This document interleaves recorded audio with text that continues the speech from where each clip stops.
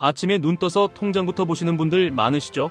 월급은 들어오는데 이상하게 숨이 막힙니다. 물가는 올라가는데 내 속도는 그대로라서요. 그래서 결국 손이 가는 게 미국이고 나스닥이고 QLD이고 더 빨리 가고 싶어서 TQQQ까지 기웃거리게 됩니다. 그런데 오늘은 그 마음에 불을 확 붙이는 말이 하나 나왔습니다. 미국 GDP가 1년에서 1년 반 안에 10% 성장할 수도 있다. 이런 이야기입니다. 들으면 바로 두 가지 감정이 동시에 옵니다. 설레고 무섭습니다. 설레는 건 기회 같아서고 무서운 건 너무 과한 말 같아서입니다. 일단 GDP를 숫자로 잡아보겠습니다. 미국 GDP가 대략 30조 달러 수준이라고 했을 때 1년에 10% 성장이면 3조 달러가 추가로 붙는다는 뜻입니다. 이게 체감이 잘 안 되는데요. 이 정도면 웬만한 주요 국가 하나가 1년 동안 더해지는 느낌입니다. 그래서 사람들은 말이 안 된다고 합니다. 맞습니다. 정상적인 경기 사이클에서 선진국이 그렇게 꾸준히 치고 올라가기는 어렵습니다. 그런데 여기서 핵심은 이번 이야기가 경기 부양 한 번으로 가능한 수준이 아니라는 점입니다. 가능해지려면 딱 하나입니다. 생산성이 구조적으로 튀어야 합니다. 과거에 미국이 큰 덩치로도 4% 안팎을 꽤 안정적으로 찍던 시기가 있었습니다.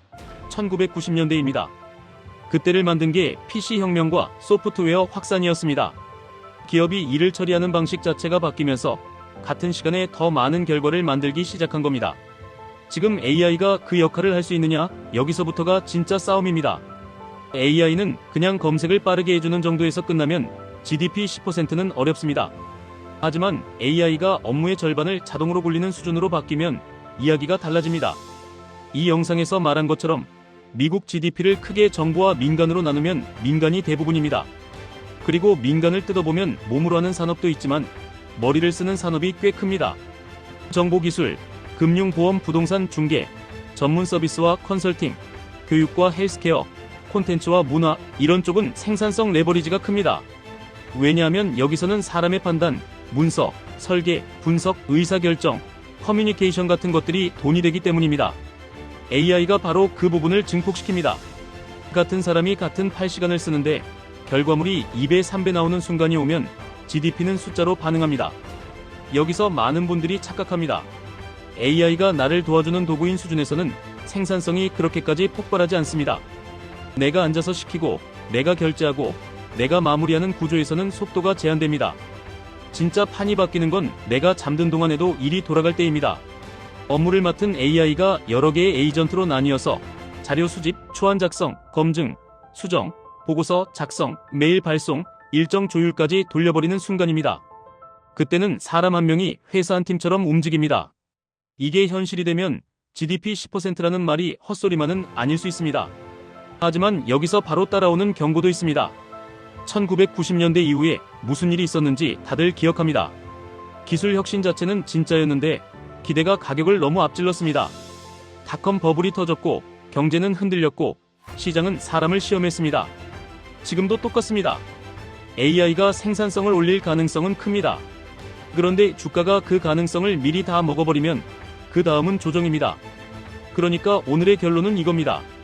AI가 미국 GDP를 끌어올릴 가능성은 있다.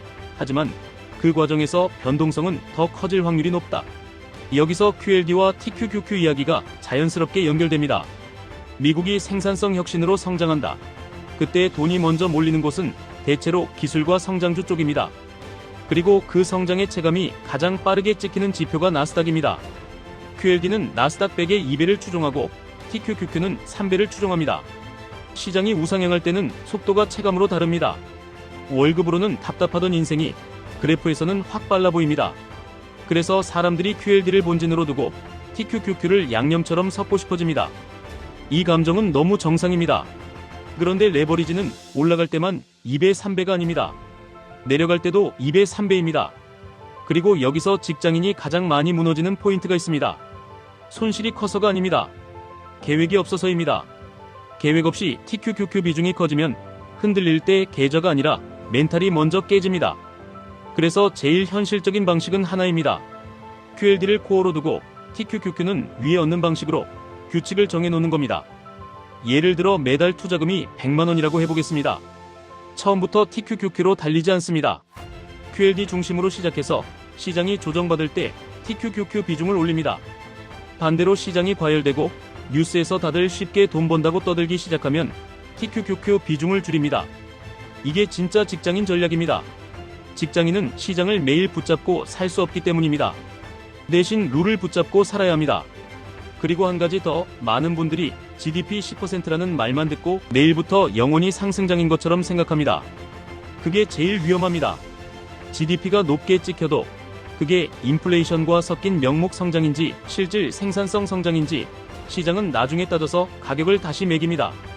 또 금리가 높으면 성장주의 밸류에이션이 눌릴 수 있고 실적이 좋아도 멀티플이 내려갈 수 있습니다.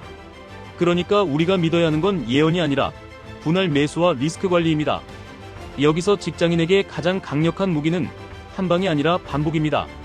매달 같은 날 자동으로 사고 조정이 오면 조금 더 사고 정고점 근처에서 일부를 정리해서 현금을 만들고 다시 조정에 들어가는 구조입니다. 이 흐름이 만들어지면 QLD는 꾸준히 본진을 키워주고 TQQQ는 타이밍이 맞을 때 속도를 붙여줍니다. 그리고 이 조합이 딱 맞는 이유가 있습니다. 인간은 욕심을 없앨 수 없고 다만 욕심을 관리할 수는 있기 때문입니다. TQQQ는 욕심을 완전히 끊으라는 게 아니라 욕심을 룰 안에 가두라는 상품입니다. 정리하겠습니다. 미국 GDP가 1년 안에 10% 성장한다는 말은 듣기에는 과장처럼 보이지만 AI가 에이전트 단계로 넘어가 생산성을 구조적으로 끌어올리면 완전히 불가능한 이야기만은 아닙니다. 다만 그 과정은 직선이 아니라 급등과 급락이 섞인 곡선일 가능성이 높습니다. 그래서 직장인에게는 QLD를 코어로 TQQQ를 양념으로 규칙 기반으로 운영하는 방식이 가장 현실적입니다. 오늘 영상이 마음에 남았다면 내일부터 시장을 이기려고 하지 마시고 내 계획을 지키는 사람이 되셔야 합니다. 시장은 늘 변덕스럽지만 월급날은 꾸준히 오니까요. 그 꾸준함을 QLD에 넣고 욕심은 TQQQ에 아주 조금만 담아서 룰로 묶어두시면 됩니다. 구독과 좋아요는 여러분의 계획을 한 번 더 고정시키는 장치가 됩니다. 다음 영상에서는 QLD와 TQQQ 비중을 어떻게 조절하면 멘탈이 무너지지 않는지 직장인 루틴으로 더 구체적으로 풀어드리겠습니다.